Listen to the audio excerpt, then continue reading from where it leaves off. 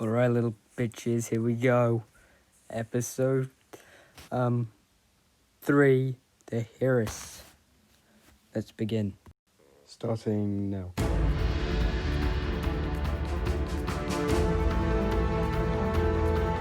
Alright, so we kick off with the Razor Crest.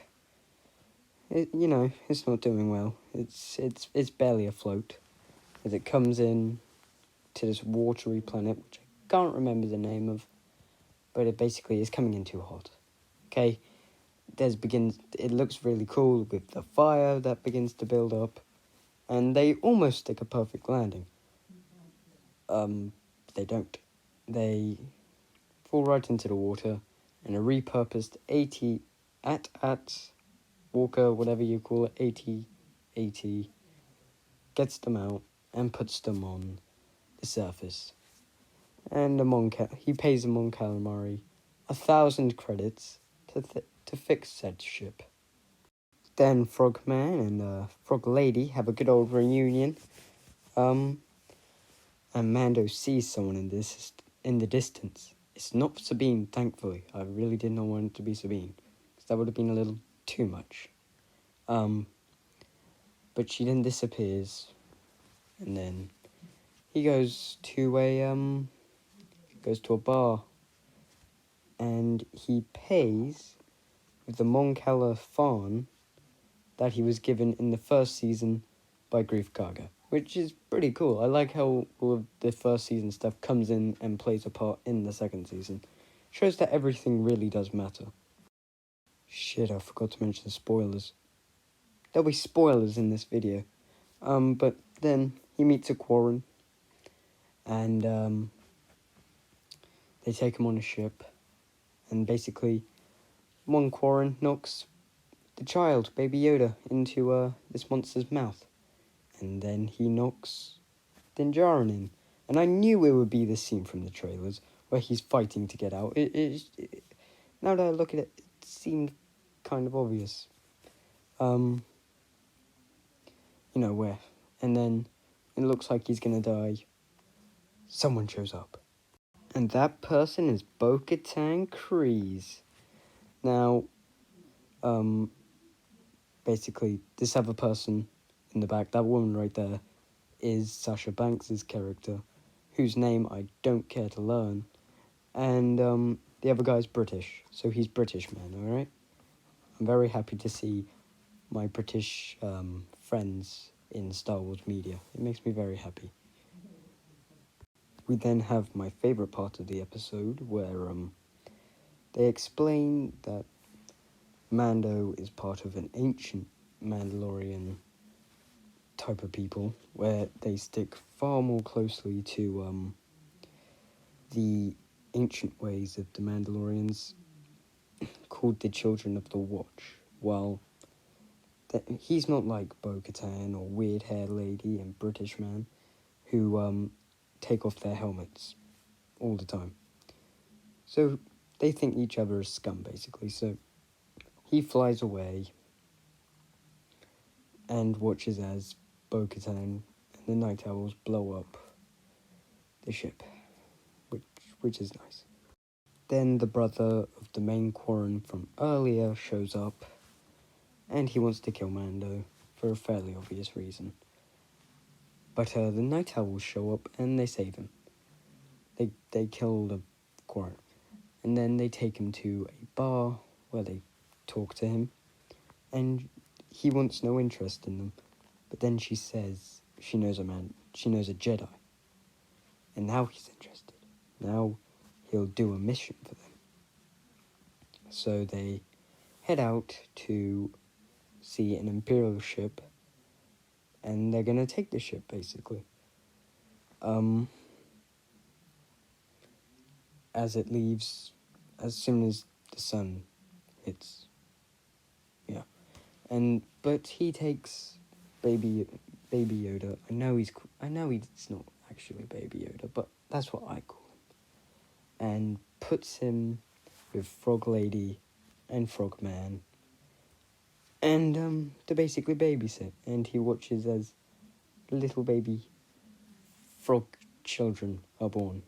So, makes that stuff from the previous episode even more screwed up. So then there's a long fight, not much of me really saying anything, as there's nothing really of note. But there is a pretty funny scene where they take out everyone in the cargo unit, I don't know what you call it. But Mando thought he was there just for weapons. No. They're after the captain of this ship. And Bo-Katan says that to the captain after she gets a piece of comm. And this annoys Mando because she lied. This ginger lied. And then she mocks him. She mocks his culture again. Like, seriously, I feel bad for Din. Like, I love Bo-Katan, and, oh shit, Cody and Cody Katan all day. But, basically, what they've done to him is they meet him. Of course, they save him, which is nice. But then he doesn't like these Mandalorians. He doesn't think they're real Mandalorians. And then they insult his culture. And now they're just changing the plan on him. Like, what the hell? He's had a rough few episodes. Things haven't gone well since episode 1, really. Well, they're starting to go well now, but still at a cost. It was sanity. Finally, Moff Gideon makes his appearance. I really loved this episode. This episode is probably my third or second favourite. The first episode of season 2 is still my favourite, but I can't decide if I prefer this episode or episode 8 of season 1. But basically, this ship is lost. So the captain, with orders from Moff Gideon, kills the 2 pilots and begins to go towards the ocean. And also Din Djarin uses his armor to throw some detonators at some stormtroopers, which is pretty cool. They get in the cockpit and they save the ship, and Bo-Katan threatens this captain. She wants the Darksaber, basically. And he kills himself. He bites down something in his mouth, like they used to. It reminded me of that thing from Captain America's The First Avenger. Of course, these were real devices. This one isn't. But in that movie it was. As she wants the Darksaber, and she knows Moff Gideon has it. And Din she tells Din that he can go to Corvus and find Ahsoka Tano. Now, I should be excited for this. I should be so unbelievably excited to see Ahsoka.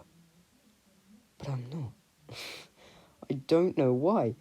I love Bo-Katan, and I love Boba Fett. Obviously, I love Bo-Katan because, Bo-Cody and Cody Katan and whatever. And Boba Fett, he's Boba Fett. Of course I'm going to love him. But Ahsoka, I don't know why I'm not excited. I should be more excited than ever. But I'm not. Maybe it's because I'm slightly tired. I don't know. But I'm sure it'll pass. But I just don't know why I'm not excited. It's not good. Not good. One more thing before I end. I'm very confused on how old Bo-Katan is. Because if she was in the Clone Wars, and to fight in the Clone Wars, she looked fairly old. I was thinking originally, maybe early 30s. Because I thought maybe she's born 50 BBY. But she does not look 50 here. And she actually looks older in the actual Rebels. But she could fight in the Clone Wars. And there's a 29-year gap. Is it 29 years? 28. 28-year gap.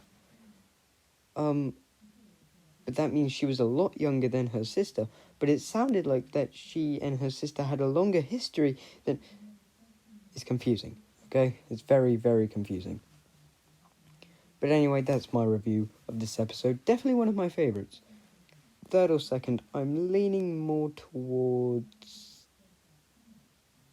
third, but that could easily change. Anyway, guys, I hope you did enjoy this video, soldiers, and not much else to say. I'll see you later. Goodbye, soldiers.